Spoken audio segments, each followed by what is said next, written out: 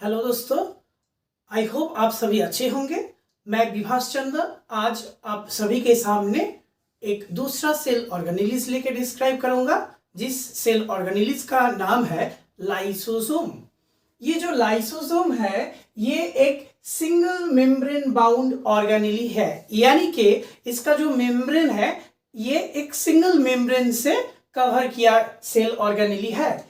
जो लाइसोसोम है इसमें लाइसो मीन्स डाइजेस्टिव एंड जोम यानी कि सोमा से आया है लाइसोसोम। सोमा मीन्स बॉडी, यानी कि लाइसोसोम का अगर हम मीनिंग देखें तो ये होगा एक डाइजेस्टिव बॉडी। इस लाइसोसोम सेल ऑर्गेनेलिस को सबसे पहले क्रिश्चियन डी डुवे इन 1949 में डिस्कवर किए थे और इसके वजह से उनको 1974 में नोबेल प्राइज मिला था। अब इस लाइसोसोम का अगर कॉम्पोजिशन देखा जाए किस किस चीज से बना हुआ होता है तो इसमें हमको लिपिड देखने के लिए मिलेगा। प्रोटीन है मोर देन 50 मेम्ब्रेन प्रोटीन इसमें प्रेजेंट है और साथ ही साथ इसमें हाइड्रोलाइटिक एंजाइम है जो कि है मोर देन 60 हाइड्रोलाइटिक एंजाइम है। अब ये बात है कि हाइड्रोलाइटिक एंजाइम क्या होता है। हाइड्रोलाइटिक एंजाइम ऐसा एक एंजाइम है जो कि पानी के साथ काम करेगा, यानी कि with the presence of water they dissolve, they hydrolyze or they digest any kind of macromolecules or micromolecules. This kind of enzyme is known as hydrolytic enzyme. Hydro से ही पता चलता है कि ये पानी से रिलेटेड कुछ एंजाइम है। नेक्स्ट है ओरिजिन, कहां से ये लाइसोसोम एंजाइम जेनरेट हुआ। ओरिजिनेट क्या कौन सी जगह से है, endoplasmic reticulum and Golgi complex से इसका ओरिजिनेट हुआ है। ये ओरिजिनेट हुआ है Golgi complex and endoplasmic reticulum से। मैंने एक इसमें डायग्राम दिखाया जिस जगह पे ये है न्यूक्लियस, इस जगह से न्यूक्लियस के साथ एम्बेडेड फॉर्म में लगे रहते हैं एंडोप्लाज्मिक रेटिक्यूलम। एंडोप्लाज्मिक रेटिक्यूलम से निकल रहा है जो लिपिड प्रोटीन पोर्शन है, जो रॉ मटेरियल है, थ्रू द वेसिकल जो कि इनएक्टिवेटेड है। इस जगह से ये इनएक्टिवेटेड जो रॉ मटेरियल कंटेनिंग वेसिकल्स है वो गोल्गी कॉम्प्लेक्स के जो सिस एंड ट्रांस जो फेज है उसके जरिए ये निकल के बाहर आएगा और तब जाके ये वेसिकल मॉडिफाइड फॉर्म में आएगा। इस जगह से ये एंजाइम को डोनेट कर देगा, एंजाइम को दे देगा, किसको, ये दे देगा एंजाइम लाइसोसोम को। यानी कि हमको सबसे पहले इसमें देखने के लिए मिलता है कि हाइड्रोलाइटिक एंजाइम है मोर देन 60। ये एंजाइम आया कहां से, ये एंजाइम आया है एंडोप्लाज्मिक रेटिक्यूलम से। एंडोप्लाज्मिक रेटिक्यूलम से Golgi through the vesicle, Golgi body से ये मॉडिफाइड वेसिकल बन के ये दे देगा इसमें जो एंजाइम है ये चला जाएगा कहां पे, लाइसोसोम में। अब इसमें जो लाइसोसोम जो है ये लाइसोसोम में मतलब कौन से इसका डिस्ट्रीब्यूशन क्या होगा, कहां कहां ये लाइसोसोम मिलेगा। ये लाइसोसोम यूकैरियोटिक सेल में मिलेगा, ये लाइसोसोम स्प्लीन में मिलेगा, स्प्लीन सेल में, लिवर सेल में मिलेगा, पैंक्रियाटिक सेल में मिलेगा और ये प्लांट सेल में बिल्कुल नहीं मिलेगा। प्लांट सेल में नहीं मिलेगा मगर प्लांट सेल में मेज और साथ ही साथ टोबैको का जो रूट टिप सेल है उसमें मिलेगा। और जिसमें नहीं मिलेगा वो कौन सा सेल है, मैमेलियन आरबीसी। मैंने पहले भी बता चुका हूं ये जो मैमेलियन आरबीसी है एंडोप्लाज्मिक रेटिक्यूलम भी इसमें नहीं मिलता है और न्यूक्लियस में भी जो आरबीसी है इसमें न्यूक्लियस भी नहीं मिलता है। जब हम आरबीसी का स्ट्रक्चर स्टडी करेंगे इन डिटेल में तब और भी ज्यादा इंफॉर्मेशन हमको मिलेगा और भी ज्यादा इंफॉर्मेशन के बारे में हम डिस्कस करेंगे। मैंने इसमें एक डायग्राम दिखाया, ये है microscopic view of the lysosome और ये एक ऑर्गेनेली का स्ट्रक्चर, लाइसोसोम का स्ट्रक्चर मैंने दिखाया। इसमें जो जितना सारा सेल ऑर्गेनेलीज एक सेल के अंदर मौजूद होता है साइटोप्लाज्म में, सेल साइटोप्लाज्म में जितना सारा सेल ऑर्गेनेलीज है सबसे ज्यादा थिकेस्ट मेम्ब्रेनस अगर कोई भी सेल ऑर्गेनेलीज है वो है लाइसोसोम।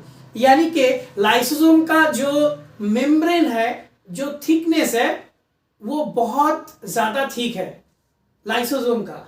इस जगह पे मैंने एक डायग्राम दिखाया जहां पे फॉस्फोलिपिड बाइलेयर इसमें दिखाया, प्रोटीन पार्ट है, एंजाइम पार्ट है। फॉस्फोलिपिड मतलब इसमें लिपिड है, यानी कि जब हम बताया था कि composition lipid protein and enzyme, ये जगह पे यही हाईलाइट किया हुआ है। हाइड्रोलाइटिक जो एंजाइम है वो सेंटर पार्ट में रहता है, और जो लिपिड लेयर है उसके बाद ये लिपिड लेयर, ठीक एक लिपिड लेयर रहते हैं, और उसके बाद मेम्ब्रेन पोर्शन रहेगा with the transport protein. Membrane के साथ ट्रांसपोर्ट प्रोटीन भी कुछ है वो रहेगा।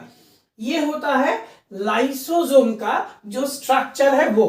अब इसमें लाइसोसोम का अगर टाइप देखा जाए, मतलब कितना टाइप में लाइसोसोम को हम ढूंढ पाएंगे, अचीव कर पाएंगे। लाइसोसोम दोनों अलग अलग टाइप में मिलेगा। एक होता है प्राइमरी लाइसोसोम, दूसरा होता है सेकेंडरी लाइसोसोम। जो प्राइमरी लाइसोसोम है वो न्यूली फॉर्म्ड लाइसोसोम है, यानी कि नेसेंट लाइसोसोम है। जो नया नया बना हुआ लाइसोसोम वो होता है प्राइमरी लाइसोसोम। वो होता है टाइनी इन नेचर, यानी कि बहुत ही छोटा साइज में उसको मिलेगा। जो सेकेंडरी लाइसोसोम है वो होता है मैच्योर, और वो होता है लार्ज इन साइज। लाइसोसोम में मैंने पहले ही बताया ढेर सारा एंजाइम है, मोर than 60 different type of enzyme. जैसे एमाइलेज एक एंजाइम है जो कार्बोहाइड्रेट को डिग्रेड करता है। प्रोटीएज जैसे प्रोटीएज प्रोटीन को डिग्रेड करता है। न्यूक्लियस जो न्यूक्लिक एसिड को डिग्रेड करता है। लाइपेज जो कि लिपिड को डिग्रेड करता है फैटी एसिड एंड ग्लिसरॉल में। ढेर सारा एंजाइम, ऐसा ही more than 60 different type of enzyme present होता है किसमें, लाइसोसोम में। मगर लाइसोसोम का कौन से फॉर्म में, प्राइमरी लाइसोसोम में या सेकेंडरी लाइसोसोम में? सेकेंडरी लाइसोसोम में प्रेजेंट होता है। प्राइमरी लाइसोसोम जो नेसेंट लाइसोसोम है उसमें इतना ज्यादा मात्राओं में एंजाइम एक्टिव नहीं होता है। जो एंजाइम एक्टिव होगा वो होगा सेकेंडरी लाइसोसोम में। जो सेकेंडरी लाइसोसोम है वो है मैच्योर लाइसोसोम, उसमें इसका जो साइज है वो है लार्जर इन साइज। ये था ओवरऑल लाइसोसोम का टाइप्स, डिस्ट्रीब्यूशन, ओरिजिन, कौन डिस्कवर किया, इसका जो स्ट्रक्चरल मॉर्फोलॉजी है वो। अभी हम डिस्कस करेंगे फंक्शन ऑफ द लाइसोसोम। अब हम डिस्कस करने जा रहे हैं कि functional activity of the lysosome, जहां पे हम जो मेन फंक्शन देखेंगे वो ऑटोफैगी, हेटेरोफैगी, ये दोनों प्रिंसिपल के बेसिस पे काम होगा। ऑटोफैगी मींस यानी कि सेल, खुद के सेल्फ सेल में जो डाइजेशन होगा वो ऑटोफैगी। हेटेरोफैगी मींस सेल के बाहर वाला जो प्रोडक्ट है उसको अगर डाइजेशन किया जाएगा तो हेटेरोफैगी। तो इसमें सबसे पहला वाला जो फंक्शन है इंट्रासेलुलर डाइजेशन ऑफ फूड, जैसे कि एमीबा, हाइड्रा, ये सारे जो यूकैरियोटिक यूनिसेलुलर ऑर्गेनिज्म है, यूकैरियोटिक ऑर्गेनिज्म, ये क्या करेगा, फूड पार्टिकल को पहले एनगल्फ करेगा सेल के अंदर और लाइसोसोम को रिलीज कर देगा, तब जाके डाइजेस्ट होगा और उसी डाइजेस्टिव जो मॉलिक्यूल होगा उस प्रोड्यूस होगा, उस जगह से वो एनर्जी अचीव कर पाएगा। इंट्रासेलुलर डाइजेशन ऑफ पैथोजन ये दूसरा है। इंट्रासेलुलर डाइजेशन ऑफ पैथोजन में हम न्यूट्रोफिल, मोनोसाइट, ये सारे ब्लड सेल के बारे में बात करेंगे, जहां पे हमारे बॉडी में फॉरेन पार्टिकल या पैथोजन घुसने के बाद हमारे बॉडी क्या करता है, उसके ये मोनोसाइट या न्यूट्रोफिल उसको क्या करेगा, सबसे पहले एनगल्फ करेगा और लाइसोसोम को रिलीज कर देगा। लाइसोसोम उसको, उस पैथोजन को डाइजेस्ट कर देगा। इस तरीके से ये सेकेंड वाला जो फंक्शनल एक्टिविटी है वो भी काम करेगा। थर्ड वाला जो है एक्स्ट्रा सेलुलर डाइजेशन, यानी कि एक एग्जांपल मैं दे रहा हूं एक्स्ट्रा सेलुलर डाइजेशन का। जैसे मेल बॉडी में स्पर्म जनरेट होता है, स्पर्म प्रोड्यूस होता है। अब फीमेल बॉडी से ओवम आता है। अब ओवम में एक लेयर होता है, वो है एक सीमेंटिक लेयर होता है। जो स्पर्म है, स्पर्म में लाइसोसोम रहेगा। अब लाइसोसोम में होता है एंजाइम। ये एंजाइम क्या करेगा, जो ओवम का जो सीमेंटिक लेयर है वो लेयर को डिसॉल्व कर देगा। डिसॉल्व करने के बाद स्पर्म जाके ओवम के साथ फ्यूज होगा during the process of fertilisation. ये हो गया थर्ड वाला पोर्शन। अब आ रहा हूं फोर्थ वाला जो फंक्शन है, इसमें micro autophagy. Micro autophagy means micro यानी कि छोटा सा, यानी कि मान के चलिए कि एक सेल के अंदर ढेर सारे सेल ऑर्गेनेल्स रहता है, जैसे माइटोकॉन्ड्रिया है, राइबोसोम है, एंडोप्लाज्मिक रेटिक्यूलम है। अब जो जिसका उम्र बहुत ज्यादा हो गया सेल ऑर्गेनेल्स पहला वाला है, वो उसका काम करने का जो एबिलिटी है वो धीरे धीरे धीरे धीरे खत्म होते गया, और जब ये प्रेजेंट है उस समय इसका फंक्शनल एक्टिविटी पूरा इनएक्टिव हो गया है। अब सेल में ऐसा चीज बिल्कुल नहीं रखना है, इसको क्या करना है, डाइजेस्ट करके खत्म करके इसको साफ कर देना है। तब जाके लाइसोसोम क्या करेगा, उसको खींच लेगा अपनी ओर और उसमें लाइसोसोम रिलीज हो जाएगा। लाइसोसोम रिलीज होने के बाद उसको पूरा कंप्लीट डाइजेशन कर देगा। ये हो गया माइक्रो ऑटोफेगी। 5th नंबर पे है ऑटोलाइसिस, यानी कि सबसे खतरनाक। किसी एक सेल में अगर पूरा सेल ऑर्गेनेलिस कोई भी काम नहीं कर रहा है, तब जाके सेल में सेल्फ पूरा खुद का सेल में ये लाइसोसोम पूरा स्प्रेड हो जाएगा, रिलीज हो जाएगा। और लाइसोसोम का जो इंटरनल पीएच है वो होता है एसिडिक इन नेचर। उसका जो रेंज होता है 4.5 अप्रॉक्स 4.5 पीएच होता है। और जो हमारे सेल साइटोप्लाज्म है उसमें पीएच रेंज होता है slide basic in nature 7.2, neutral से थोड़ा सा ऊपर जाता है 7.2।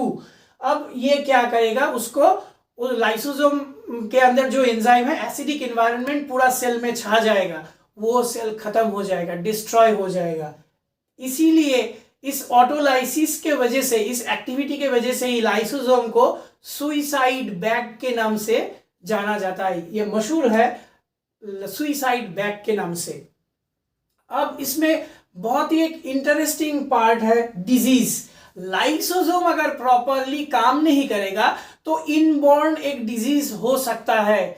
इनबॉर्न डिजीज हो सकता है जिसका नाम है lysosome storage disease, LSD, in short form LSD, lysosome storage disease. यानी कि उसमें क्या होता है, लाइसोसोम अगर प्रॉपर वे में काम नहीं करेगा, दैट मीन्स कुछ तो एबनॉर्मलिटी है उसमें। तो ये जो लाइसोसोम स्टोरेज डिसऑर्डर क्रिएट होता है, ये होता है due to the lack of enzyme present in the lysosome. Lysosome में तो ढेर सारे एंजाइम रहते हैं, 60 डिफरेंट टाइप ऑफ एंजाइम रहते हैं, मगर इसमें अगर लाइसोसोम में एंजाइम नहीं रहेगा तो एंजाइम कैसे काम कर पाएगा। तो इसके वजह से LSD डिजीज होता है, जो कि इनबॉर्न डिजीज होता है। ये बहुत ही भयानक एक डिजीज होता है, ये बहुत ही रेयर होता है, मगर जो डिजीज है वो बहुत ही खतरनाक एक डिजीज होता है। तो यही था आज का समरी। आज का अगर पूरा लाइसोसोम का अगर स्ट्रक्चरल ओरिएंटेशन देखे, अगर फंक्शनल एक्टिविटी देखे, डिजीज के बारे में हम बात कर चुके हैं। यही था आज का पूरा लाइसोसोम के बारे में डिस्कशन। अगर वीडियो को पसंद आया तो मेरे चैनल को जाके प्लीज सब्सक्राइब कीजिए, लाइक कीजिए, कमेंट कीजिए, शेयर कीजिए। Thank you so much.